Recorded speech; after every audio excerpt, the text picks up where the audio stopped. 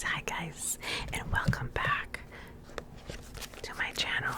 So today I have for you the last chapter of Coraline, chapter 13. Chapter 13.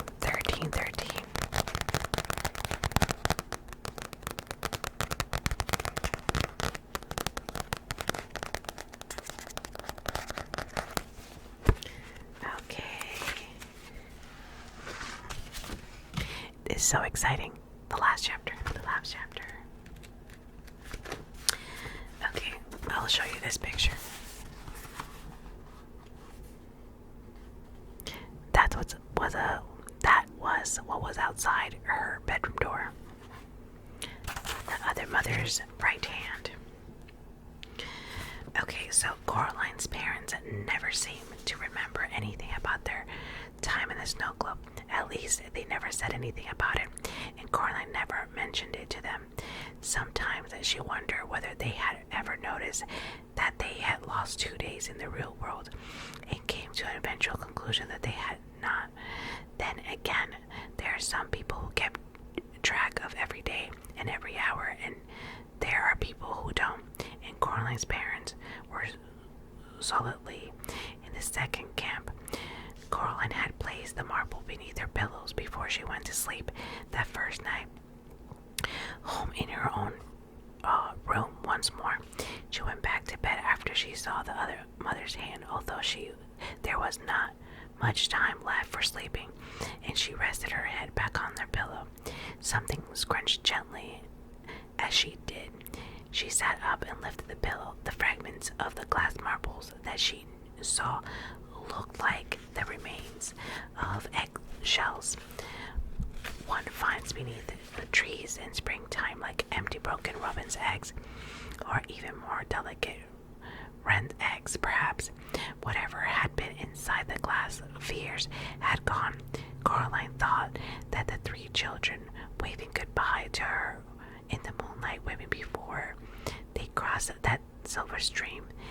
She gathered up the eggshell fragments with care and placed them in a small blue box which had once held the bracelet that her grandmother had given her when she was a little girl. The bracelet was long lost, but the box remained.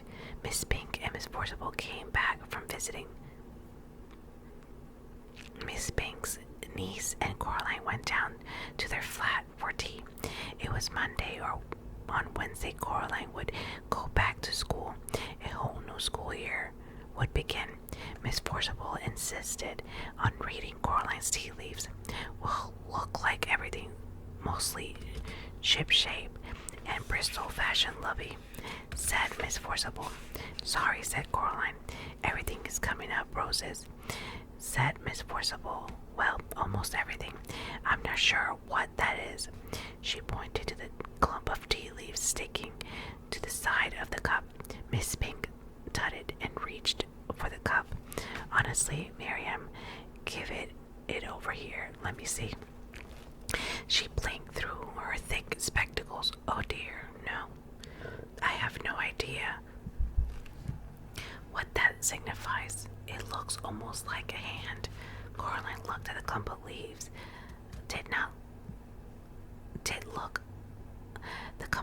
The clump of leaves did look a little like a hand reaching for something.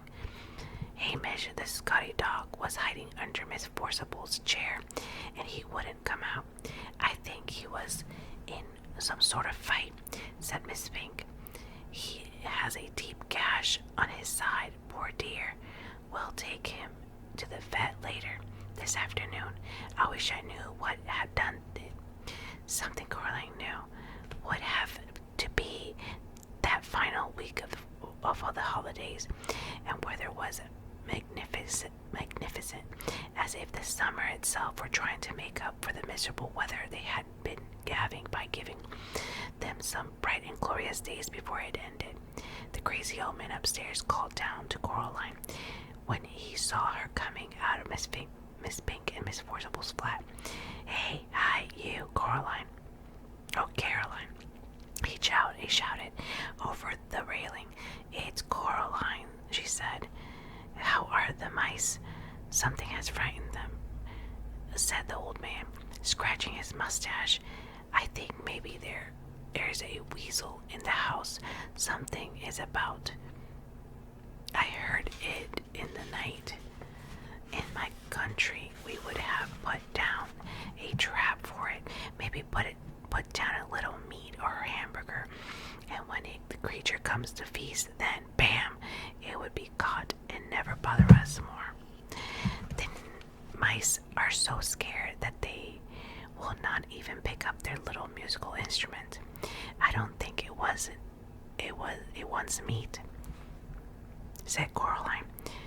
She put her hand up and touched the black key that hung about her neck. Then she went inside. She bathed herself and kept the key around her neck the whole time she was in the bath. She never took it off anymore. Something scratched at her bedroom window after she went to bed. Coraline was almost asleep, but she slipped out of her bed and pulled open the curtains. A white hand with crimson fingernails leapt from the window ledge onto the drain pipe and was immediately out of sight. There were deep gouges in the glass on the other side of the window. Coraline slept uneasily that night, waking from time to time to plot and plan and ponder, then falling back asleep, never quite certain where her pondering ended and the dream began. One ear always open for the sound of something scratching at her window pane or at her bedroom door. In the morning, Coraline said to her mother, I'm going to have a picnic with my dolls today. Can I borrow a sheet? An old one you don't need any longer, as a tablecloth. I don't think we have one of those, said her mother. She opened the kitchen drawer that held the napkins and tablecloth and brought it about in it. Hold on, will this do? It was a folded up disposable paper cloth covered with red flowers left over from some picnic they had been several years before. That's perfect, said Coraline. I didn't think you played with your dolls anymore, said Miss Jones. I don't, admitted Coraline. They're protective coloration. Well, we'll be back in time for lunch, said her mother. Have a good time. Coraline filled the cardboard box with dolls and with several plastic doll teacups. She filled a jug with water. Then she went outside. She walked down the road just as she were going to the shops. Before she reached the supermarket, she cut across a fence into some wasteland and along an old drive, then crawled under a hedge. She had to go under a hedge in 2 journeys in order not to spill the water from the jug. It was a long, roundabout, looping journey, but at the end of it, Coraline was satisfied that she had not been followed. She came out behind a dilapidated old tennis court. She crossed over to the meadow where the long grass swayed. She found the planks on the edge of the meadow. They were astonishingly heavy, almost too heavy for a girl to lift, even using all her strength. But she managed. She didn't have any choice. She pulled the planks out of the way, one by one, grunting and sweating with the effort, revealing a deep round brick lined a hole in the ground with a smell of damp and the dark. The bricks were greenish and slippery. She spread out the tablecloth and laid it carefully over the top of the well. She put a plastic doll's cup every foot or so at the edge of the well, and she weighed each cup down with water from the jug. She put a doll in the grass beside each cup, making them look as much like Doll's Tea Party as she could. Then she retraced her steps back under the hedge, along the dusty yellow drive, around the back of the shops, back to her house. She reached up in and she took the key from around her neck. She dangled it from the string, and if the key were just something she liked to play with, then she knocked on the door of Miss Spink and Miss Forcible's flat. Miss Spink opened the door. "Hello, dear," she said. "I don't want to come in," said Coraline. "I just wanted to find out how Hamish was doing." Miss Spink sighed. "The vet said that Hamish is a brave little soldier," she said. "Luckily, the cut doesn't seem to be infected. We cannot imagine what could have done it. The vet says some animal, he thinks, but has no idea what. Mr. Bobo says he thinks it might have been a weasel." Mr. Bobo. "The man in the top flat, Mr. Bobo. Fine old circus family, I believe, Romanian or Slovenian or Livonian or one of those countries. Bless me, I can never remember them anymore." I had never occurred to Coraline that the crazy old man upstairs actually had a name. She realized if she'd known his name was Mr. Bobo, she would have said it every chance she got. "How often do you get to say the name like Mr. Bobo aloud?" "Oh," said Coraline to Miss Pink. "Mr. Bobo, right? Well," she said a little louder, "I'm going to go and play with my dolls now, over by the old tennis court round the back." "That's nice, dear," said Miss Pink, and then she added, "Confidentially, make sure you keep an eye out for the old, well, Mr. Lovat, who was here before your time, said that he thought it might go down for half a mile or more." Coraline hoped that the hand had not heard this last, and she changed the subject. "This key," said Coraline loudly. "Oh, it's just some old key from the house. It's part of my game. That's why I'm carrying it around with me on this piece of string. Well, goodbye now." "What an extraordinary child," said Miss Spink to herself as she closed the door. Coraline ambled across the meadow toward the old tennis court, dangling and swinging the black key on its piece of string. As she walked, several times she thought she saw something the color of the bone in the undergrowth. It was keeping pace with her, about 30 feet away. She tried to whistle, but nothing happened, so she sang out loud instead a song her father had made up for when she was a little baby, and which had always made her laugh. It went, "Oh, my twitchy witchy girl, I think you are so nice. I give you bowls of porridge and I give you bowls of ice cream. I give you lots of kisses and I give you lots of hugs, but I never give you sandwiches with bugs in." That was what she sang as she sauntered through the woods, and her voice hardly trembled at all.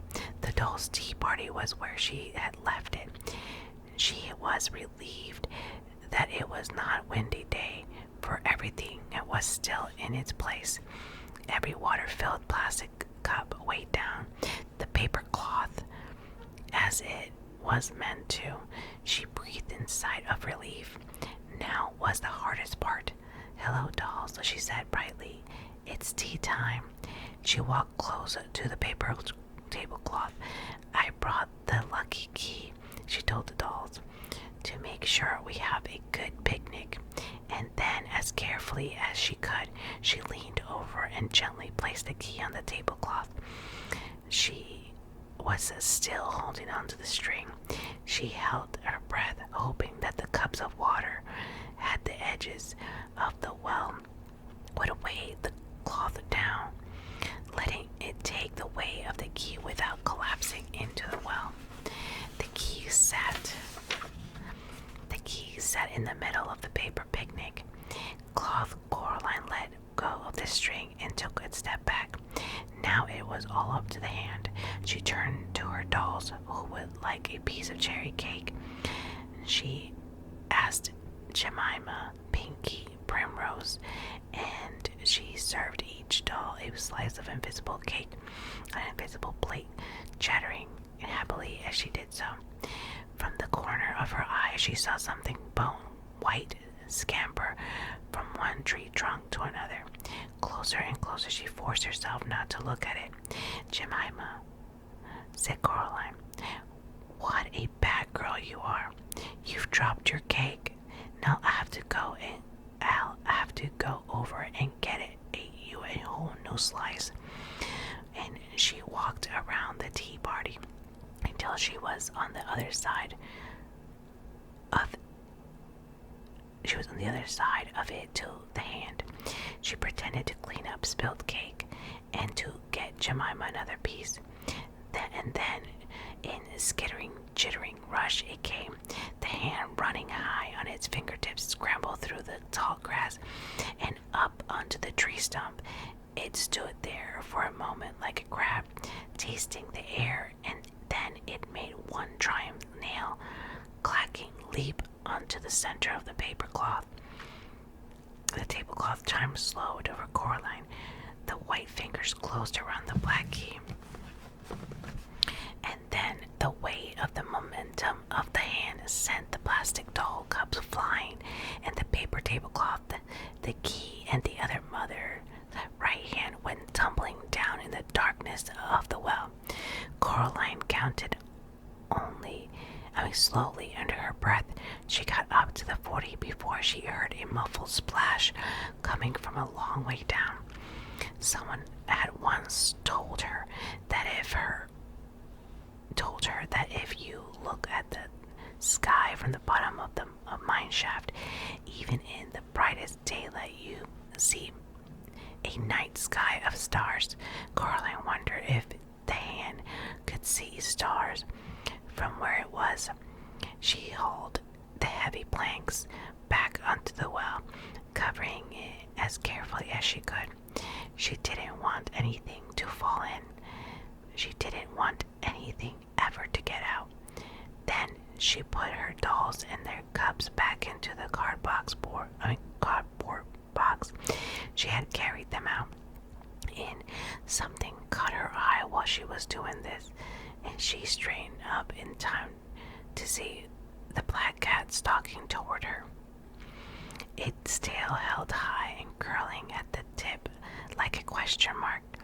It was the first time she had seen the cat in several days since she had returned together from the other mother's place.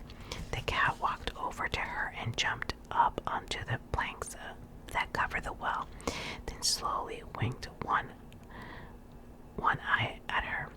It sprang down into the long grass in the front of her and rolled over onto its back, wiggling about ecstatically. Coraline scratched and tickled the soft fur on its belly, and the cat purred contentedly. When it had had enough, it had rolled over onto his front once more and walked back toward the tennis court like a tiny patch of midnight in the midday sun. Coraline went back home. Mr. Bobo was waiting for her in the driveway. He clapped her on the shoulder. "Then the mice tell me that all is good," he said. "They said that you are our savior, Caroline." "It's Coraline, Mr. Bobo," said Coraline. "Not Caroline. Coraline." "Coraline," said Mr. Bobo, repeating her name to himself with wonderment and respect. "Very good, Coraline. The mice say that I must tell you that as soon as they are ready to perform in public, you will come and watch them as the first audience of all. They will play Tumti, Umti, and Toodaloo, and they will dance into 1,000 tricks. That is what they say." I would like that very much," said Coraline. When they're ready, she knocked at Miss Pink and Miss Forcible's door. Miss Pink let her in, and Coraline went into their parlor. She put her box of dolls down on the floor she put her hand into her pocket and pulled out the stone with the hole in it. "Here you go," she said. "I don't need it anymore. I'm very grateful. I think it may have saved my life and saved some other people's death." She gave them both tight hugs, although her arms barely stretched around Miss Pink, and Miss Forcible smelled like the raw garlic she had been cutting. Then Coraline picked up her box of dolls and went out. "What an extraordinary child," said Miss Pink. No one had hugged her like that since she had retired from the theater. That night, Coraline lay in bed, all bathed, teeth cleaned, with her eyes open, staring up at the ceiling. It was warm enough that now that the hand was gone, she could open her bedroom window wide. She had insisted for her father that the curtains not be entirely closed. Her new school clothes were laid out carefully on her chair for her to put on when she woke. Normally, on the night before the first day term, Coraline was apprehensive and nervous, but she realized that there was nothing left about school that could scare her anymore. She fancied she could hear sweet music on the night air, the kind of music that can only be played on the tiniest silver trombones and trumpets and bassoons and piccolos and tubas, so delicate and small that their keys could only be pressed by tiny pink fingers on white mice. Coraline imagined that she was back again in her dream, with the two girls and the boy under the oak tree in the meadow, and she smiled. As the first stars came out, Coraline finally allowed herself to drift into sleep, while the gentle upstairs music of the mouse circus spilled out onto the warm evening air, telling the world that the summer was almost done. The end. This is the picture.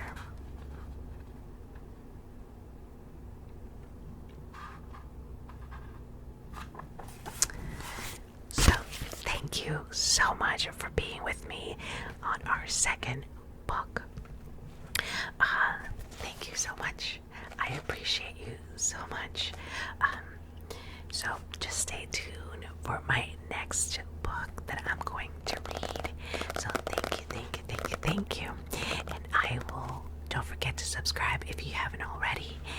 Please comment, share, give me a thumbs up, follow me on Instagram, and I will see you in my next video.